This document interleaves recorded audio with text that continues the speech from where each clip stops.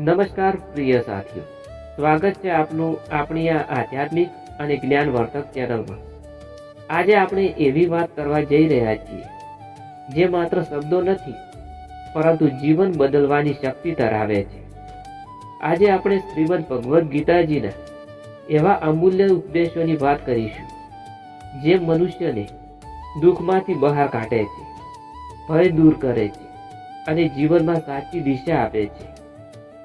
આ વિડીયોમાં તમે જાણી શકશો કે જીવનમાં દુઃખ કેમ આવે છે, મન કેમ અશાંત રહે છે, કર્મ શું છે, ધર્મ શું છે, આત્મા શું છે અને ભગવાન શ્રી કૃષ્ણ મનુષ્યને શું સંદેશ આપવા માંગે છે। જો તમે જીવનમાં શાંતિ, સફળતા અને આત્મબોધ શોધી રહ્યા છો તો આ વિડીયો તમારું જીવન બદલાવી શકે છે। માનવ જીવન એક યુદ્ધ છે। દરેક મનુષ્યના જીવનમાં એક કુરુક્ષેત્ર હોય છે જ્યાં મન અને બુદ્ધિ વચ્ચે સંઘર્ષ ચાલે છે। અર્જુન જેવો દરેક મનુષ્ય ક્યારેક ગભરાય છે, ક્યારેક હતાશ થાય છે, ક્યારેક કહે છે હું આ લડાઈ લડી શકતો નથી। ત્યારે શ્રી કૃષ્ણ જેવો જ્ઞાન દરેક મનુષ્યને કહે છે, હે અર્જુન, ઉઠ, તું આત્મા છે, તું અવિનાશી છે, તું ડરવાનો નથી। શ્રીમદ ભગવદ્ ગીતા કહે છે કે મનુષ્ય દુઃખી નથી કારણ કે ભગવાન તેને દુઃખ આપે છે, પરંતુ મનુષ્ય પોતે જ પોતાનું દુઃખ સર્જે છે। આ શક્તિ, લોભ, ક્રોધ, અહંકાર અને ભય, આ 5 દુશ્મનો મનુષ્યને અંદરથી તોડી નાખે છે। જ્યારે મનુષ્ય બહારની દુનિયાને સત્ય માને છે અને અંદરના આત્માને ભૂલી જાય છે ત્યારે દુઃખ શરૂ થાય છે।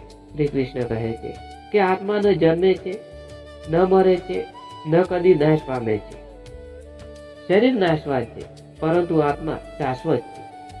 જે મનુષ્ય આ સત્ય સમજે છે તે મૃત્યુથી ડરે નહીં, દુઃખથી તૂટે નહીં અને જીવનમાં અડગ રહે છે। જીવનમાં સૌથી મોટું બંધન કર્મ છે મિત્રો, પરંતુ કર્મ બંધન નથી જો તે નિષ્ઠાથી કરવામાં આવે। શ્રી કૃષ્ણ કહે, તારો અધિકાર માત્ર કર્મ પર છે, ફળ પર નહીં।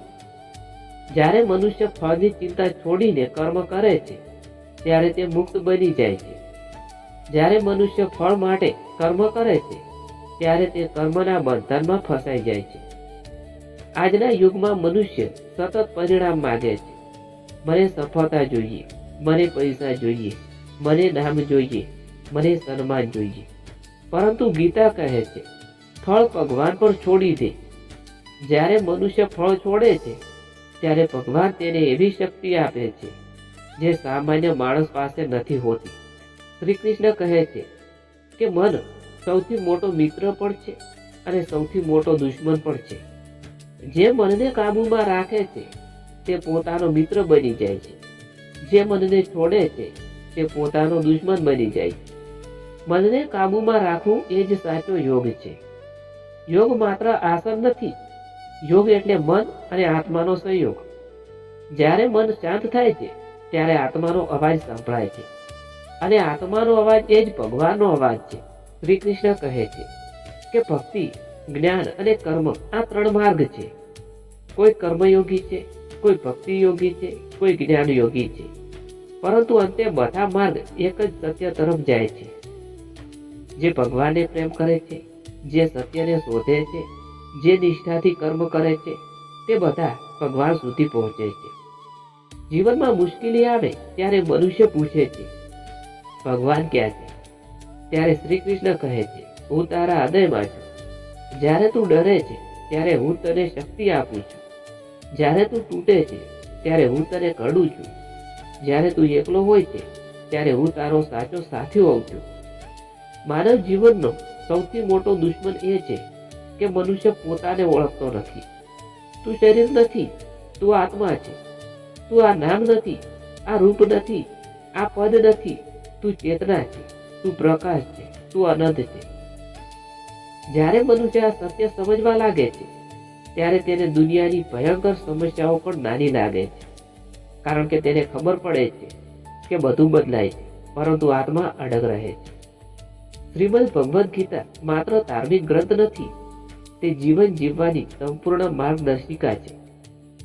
તે તમને શીખવે છે કે કેવી રીતે દુઃખમાં શાંત રહેવું, કેવી રીતે સુખમાં અહંકાર ન કરવો, કેવી રીતે કર્મમાં નિષ્ઠા રાખવી અને કેવી રીતે ભગવાનને અનુભવવું.